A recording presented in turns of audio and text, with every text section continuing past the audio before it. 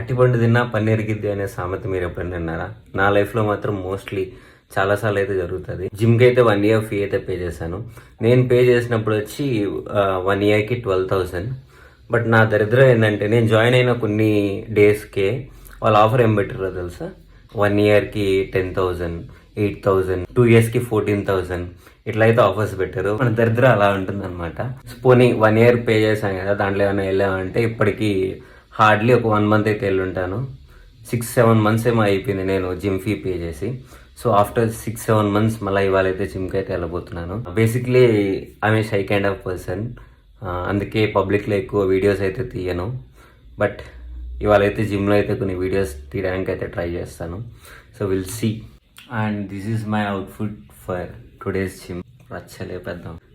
Over action చేసి అన్ని weights గిట్స్ అన్నీ ఎత్తేసి పక్క రోజు ఒళ్ళినప్పులకి మళ్ళీ పడుకుంటాను అనమాట. సో అందుకని ఇవాళ కొంచెం ఓవర్ యాక్షన్ చేయకుండా లైట్గా అయితే చేస్తాను.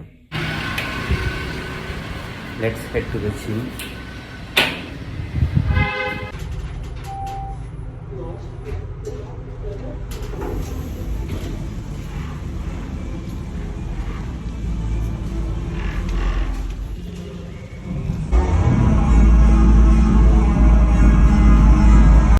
ఇప్పుడే వర్కౌట్స్ అయితే కంప్లీట్ చేసుకొని బయటకు వచ్చాను.